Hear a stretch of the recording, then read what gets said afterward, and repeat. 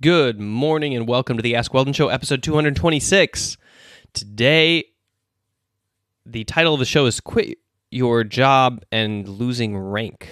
What do I do? Help! That was kind of the main question that I got, and I'm excited to talk about it. I'm also streaming on YouTube accidentally because Twitch was down when I tried to start the show, and so against the Twitch terms of service, here I am on YouTube temporarily. Because the show must go on, regardless of whether or not Twitch decides to cooperate as a website for the hour that the show is supposed to broadcast. Unfortunately, so hopefully they don't come down too hard on me on that. For those of you who don't know, I think that Twitch has this thing where if you have subscribers on Twitch, you can't really stream anywhere else. That's kind of one of the rules. So, all right. Anyway, moving on. No big announcements. I had 4 days off, caught up on sleep, had a weekend. It was Juhannus, midsummer in Finland. So for those of you who aren't aware, midsummer is actually a holiday in a lot of places on Earth, especially shamanistic old cultures like Finnish culture, where people like to go out into the woods, build gigantic bonfires, and dance around them naked while drinking vodka. That is, as far as I can tell, how it is you're supposed to celebrate Juhannus in Finland, judging by observations of 2 years of student life when I was a master's student. And it doesn't seem to change as you age. I've seen a lot of older people doing the exact same thing. So, yeah, the Christian church taken strong root in Finland, but hasn't been able to get out all of their whatever they were doing as a forest people before they were colonized by the Swedes, kind of out of their blood in terms of how they celebrate the seasons and the equinox and the solstice. So there we go. The more you know. I did not celebrate Johannes that way. I mostly spent the time in my driveway playing with my kids. And it was a typical Finnish midsummer, so that meant 14 degrees and raining. And I was standing outside grilling all by myself underneath the edge of the garage. And then bringing all of the sausages inside to share with all the people who were dry and having fun playing inside. So that's more like what it goes for a typical family man, unfortunately. No other big announcements or news, so why don't we jump into the show?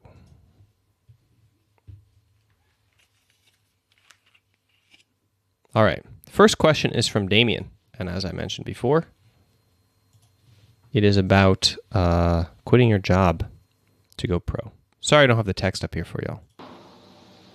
Hey Weldon, it's me Damian again. The question today is, I quit my job to focus on V-Pro and Heroes of the Storm, but since I leave I'm only going rank down. Like I was Master, 2k points, now I'm Diamond 2. I do meditation on Headspace because I already did the Mac program, what helped me a lot to reach Master. I also do sport and eat healthy. I wanna hit Challenger to get picked by a good team. Would you mind to give me a routine or something I can follow to improve? Thanks Weldon. Keep the good work. Bye. All right, Damien, thanks for calling in. So let me paraphrase the situation again. You quit your job in order to have more time. You have good nutrition. You do the mindfulness, kind of like mental training, and you have exercise. So you're looking for a schedule to refine your skill and get rank in order to get picked up by a Heroes of the Storm pro team. So there's two things you have to do. You have to get high rank and you have to market yourself to get attention from these scouts and the pro teams. And you used to be masters and you've been dropping rank since you quit. So there's a couple things I would do. Number one, I would set up a morning-based schedule. I think that it's really good to get stuff out of the way in the morning and to get kind of all of your hard, focused, concentrative work out first thing. That's why I stream at 4 a.m., for example. So I think that you should set an alarm that lets you get up a little bit earlier than sort of any of the rest of the life around you. So whether that's 8 a.m. or 7 a.m., whatever it is, have a reason to get up at that time every single day. And it'll help you go to bed earlier, actually, if you get up earlier, because it makes you more tired at night. So I would just experiment with that. I think that it's a really good move. I think the statement early to bed, early to rise makes you healthy, wealthy, and wise is something that I have noticed in the last 3 months is very, very true, and I'm attempting to live by that, and it's working out more than anything else I have done recently in my life. So, I'm recommending it. Anyway, it doesn't really matter if you don't want to do that. Then you can skip ahead to the actual. You can change the start time to suit your particular lifestyle. All right, so get up and let's say it's 7 a.m. You get up at 7 a.m. and do the 5-minute journal. So you should write down essentially 3 things you're grateful for, and then you should write down 3 priorities for the day. So your priorities for the day are like, these are the 3 things that it would be awesome if you got done today. And they aren't goals. They aren't, like, you've already done your goal setting. You should already have your goals, kind of like your dream goals kind of set out there. You should already kind of know what you need to accomplish by the end of the week if you need to progress. These should be priorities for the day, like things that you need to accomplish in order to progress today. And since you're going to have a pretty repetitive schedule, they're going to feel pretty repetitive. So you're going to have to get pretty specific in order to make sure that they're always spot on. For example, if your priority is I need to review. Today would be awesome if I review one of my games. But you say that every single day, it's going to start to get old. So you need to focus on your learning objectives. Today would be awesome if I figure out my I'm forgetting all my heroes because I haven't played Heroes since the summer of 2015. Yeah. So it'd be, for example, you'd say like today would be awesome if I review 3 of my Brightwing games. If I review one of my Brightwing games, always start with just the minimum viable product for your goal. Don't say like it would be awesome if I do 3 of them. Get the starting point. It'd be awesome if I even do 1, and then maybe after 1. You'll do the 2 and the 3, but just focus on starting, right? So it'd be awesome if I finish a game of Brightwing and review it and compare my play with, like a pro stream or something like that. Some sort of combination of elements that makes the priority specific enough to be different every single day, okay? That's how I would recommend that. And that's the 5-minute journal. Productivity planner kind of direction that I would take. That's what I did when I was building my brand. I woke up every morning, went through my 3 gratefuls, went through my 3 priority goals, and then I accomplished those every single day, and at least those 3 things got done, and I was able to make progress no matter what. Then, go to the gym, exercise, eat well. After that, come back and play your 2 games, and these should be your training games. And I recommend 2 to 4 games. Actually, if you have work, if you don't have any work, I'd say 4 to 6 games maximum. Period. So I would start with I would set that before you decide though. Don't decide during the day how many games you're going to play. Choose a week and be like, okay, I'm going to play 4 games a day. Period. One of the problems that you're suffering from when you quit your job and you have immense free time to play is that your brain lowers the importance of every single game and it lowers your learning. So how much you play is really irrelevant to ranking up. You will meet plenty of people who play 12 games a day and never get out of silver or gold rank. So what you need to focus on is learning and learning quality. And if you suck at it, which apparently you do since you're going backwards in rank, what you need to do is you need to help your brain out a little bit by reducing the quantity of your games to increase the quality of your games. So you want your brain to care more about them and pay more attention to what you're doing to lose them. And for that, you need to punish yourself by restricting your playtime. And so you simply play only 2 games a day or only 4 games a day, and that's it. And that's all you're allowed to play for the next 2 or 3 weeks, And what'll happen is your brain will raise the importance of every single game, and you will prepare for it more. So what I recommend is you get your you do 2 games in the morning, right? So you do your whole morning stuff in your gym and whatever, then you go and you sit down and you're going to play your 2 games. So you prepare for them, you have your goals, you have your objectives, you have the things you want to learn, you play the game, you review it for like 30 minutes, you go through everything that you feel like you could have improved on and that you did well as well, and you play the next game, and then you take a break, get a little snack, go for a walk, I don't know, like watch a pro team play some scrimmages, so you get some idea of like, how the meta revolves around certain map objectives, and then you go back and you play your other 2 games, same style, And then you spend the rest of the time working on marketing. So what you do with your free time when you're not learning is you make yourself a more marketable person. So that means you need to have some sort of like cohesive online presence. So you should have, of course, the main things are LinkedIn and Twitter. They should be up to date. They should be pretty. They should have everything filled out. They should have everything unified, the same kind of profile pics, high quality, it looks professional. Hireable, has the same, contact info.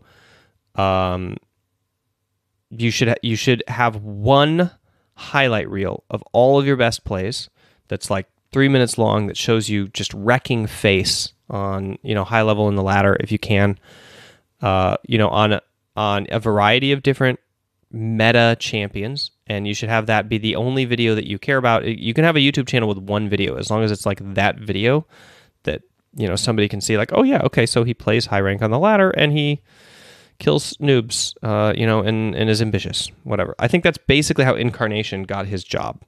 Incarnation is a professional League of Legends player who was banned, and then he got hired by C9 to be a pro player after his ban was lifted, and he basically did it off of montage videos, okay?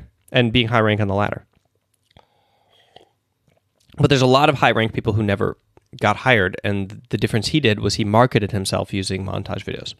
So you have two people you're targeting when you're doing marketing to go pro.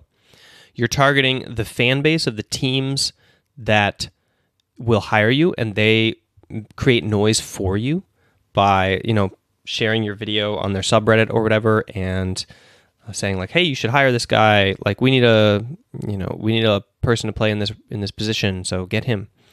Or you're targeting specifically scouts or recruiter, like other pro players in this case, because Heroes of the Storm isn't that advanced in terms of an esports space. So you're basically targeting other pro players who want you on their team.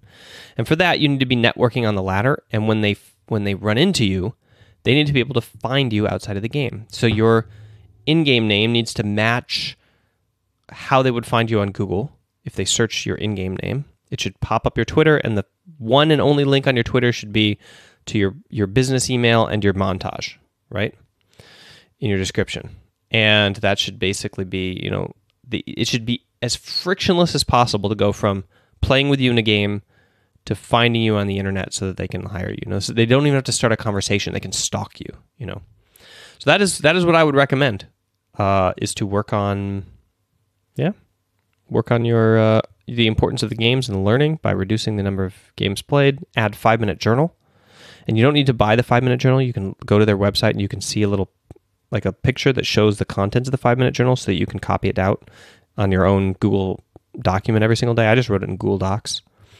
And then focus on getting yourself, more marketable, more visible, and beefing up your resume in that regard. Good luck. And thank you for calling in the question.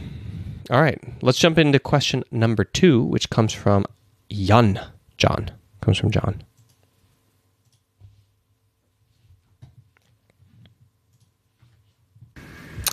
Hey, Weldon. I wanted to ask you about the fun or enjoyment aspect of League of Legends, and to what extent you believe it is subjective or objective. So basically, I'm curious about whether the thing or things that make League fun or enjoyable can vary widely from person to person, or if it's actually a fairly universal set of principles that, while everyone might interact a bit differently, it's basically the same psychological mechanisms that produce the experience that we call fun or enjoyable. Thanks. Good question, John, and really interesting. I think it's the second one. I don't actually know. But I think all signs would point to it being number 2. That our brains are not really that different in terms of how they interact with the world. Sure, we have different software, so we have different psychological frameworks, but the fundamental rules, like for example, human motivation. We were able to boil down human motivation to 3 pretty simple, basic psychological needs, and then those are complicated by extending them out into many different frameworks and contexts, but at the underlying it's autonomy, relatedness, and competence that drive our internal motivational structure. And so I would say that it's probably basic, kind of like addictive, reward-based things. Same as social media. Same as whatever it is you get when you get those dings on your phone. You go to social media and like you have all this like addiction kind of pulling you into the app. I think it's all of them use the same kind of principles, and I think that League of Legends is the same kind of thing. You know, I was able to enjoy League of Legends the same way that I was enjoying World of Warcraft, like the collect 'em, thing. Like when you're playing a game and you want to complete stuff, you have this kind of like vision of finishing a puzzle that's really fun by getting your upgraded item or finishing your talent points, in a specific skill. Like you level up and you get that ding, and then you get to spend it. You get that currency. So I think there are a lot of things that are very basic in League of Legends that drive the addiction, and it's the same across pretty much every single game and social media app and addictive online thing that we do. And some games hedge them more for the purposes of art. Like I think if you look at phone and mobile games, you will see the most boiled down raw form of these mechanisms. There are games out there that they don't beat around the bush, right?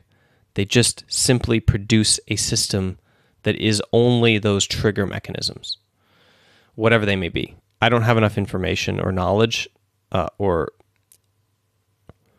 current reading on the topic in the research papers to even start to say what they are, because I don't want to dilute this space with nonsense information.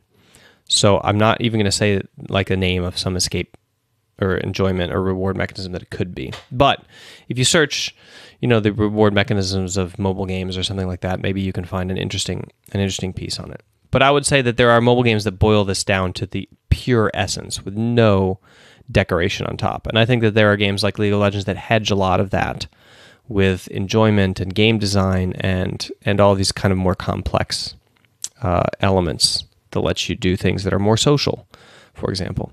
So, yeah, it's the same fundamental thing as every other reward-based kind of like internally motivating system, and it provides you a interesting and different context to do it in compared to everything else. Good question and very interesting. All right, final question of the show, guys. Before I dive into it, I wanted to promote my Mac program. This is the program that I'm working on again. We've started development again this week. How exciting is that? And it's the Mindfulness Acceptance Commitment Training Program, and I'm converting it into an app from a video course. So right now it's 47 online videos. You can buy it for $25. You got to use the discount code AskWeldon so that I know you come from YouTube or Twitch, although today I'm streaming on YouTube, so it's 100% YouTube pre and post show VOD. And the pre-show stream, it's all YouTube. Anyway, use the code AskWeldon and you will get the discount. And it basically is like a lecture plus a mindfulness training conglomerated into one video that you listen to for the day. And in the app, it's going to be kind of audio with text-based slides. So right now, it's just a video of text-based slides with the audio. But in the app, it's going to be much more lighter and smaller file. It's going to be obviously mobile, and you can open it on the desktop, but it'll be primarily mobile, and you'll be able to separate the mindfulness training part and the actual lecture part. Although in this current program, they're conjoined together. And if you get in under the wire, you have access forever. So if you have access, if you have the program now, you will get into the beta, which will be coming out in a few months, and then you will have access permanently throughout the life of the app, although the pricing structure is going to change to a subscription model because obviously it's an app, so it needs work kind of to keep up with phones and stuff. But make sure that you check it out. I've gotten a lot of really fantastic testimonials. People who've talked about how it has changed their life, not just their game. I've also got people who refunded it because they said it wasn't for them. So I have this permanent freedom policy. You can refund it whenever you like. It's irrelevant. There's no end date to that. So if it's not working for you, it's not working for you, and you just get your money back, period. So low risk. Check it out. Final question of the show today, everybody.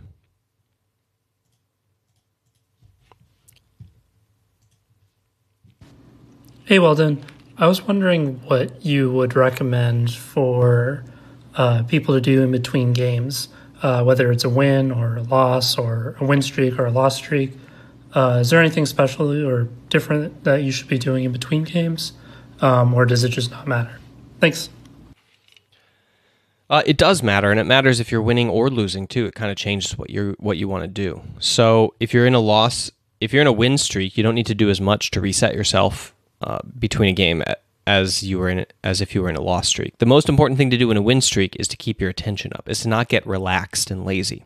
So normally when you're in a win streak, you're fired up and you're super adrenaline pumped and you're getting really focused. But some people, when they get in a win streak, or they never get in a win streak, because what happens is they win a game and they're like, yeah, I'm awesome, and they relax. And as soon as they relax, it's over. Relaxation is not a very good performance emotion.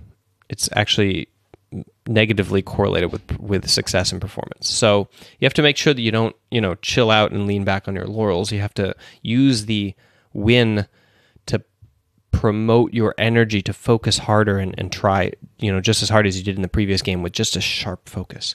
When you're losing, what you have to do is you have to cut all the distractions. You have to find a way to make your mind focus on the present moment, on the task, and without judgment. So you have to find a way to forget the past. You have to find a way to forget the outcome. Stop focusing on the outcome. Focus on the process and the task. And you have to stop judging yourself. And that will free up the largest amount of your mind for performance.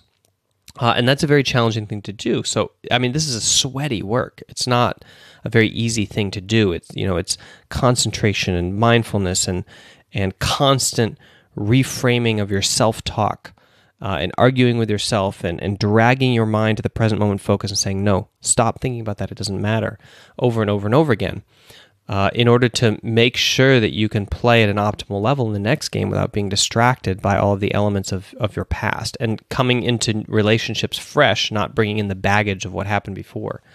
If you've ever played with anybody who, the smallest thing set them off, it wasn't that thing that set them off. It was whatever history they brought into the game with them that then led to that triggering them and setting them off and making them flame you or throw the game or int it all of a sudden. So all of that history and baggage you have to leave behind in order to have optimal performance, so you can focus on your teammates, focus on yourself, focus on winning, focus on learning, let's be honest.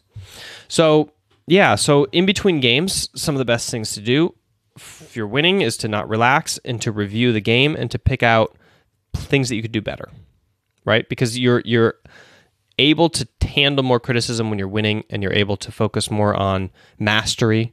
And so what you should do is you should take opportunity to look through the game and find the things that you could improve on and be like, yeah, grudgingly, yeah, I could do this better and I could do this better. And your brain will latch onto that and get into this very mastery-based mode. When you're losing, you need to do the same thing. So if you can, great. But if you can't, then use it as an opportunity to practice your mental training first and foremost, right? So you want to do a little bit of meditation. You want to watch the game and try to be very objective about it. Try to find things that you did well that you can carry into the next game, things that you didn't do too well, and try to work on the most difficult part of online competitive games, which is the social aspect, the leadership aspect. You think, what could I have done better to be nicer to people in this game, to lead to the team more, to be more of an empathetic sponge for people who were tilting that caused my game to lose? What could I have done differently as a teammate that I have control of? So I have all these teammates who lost me the game.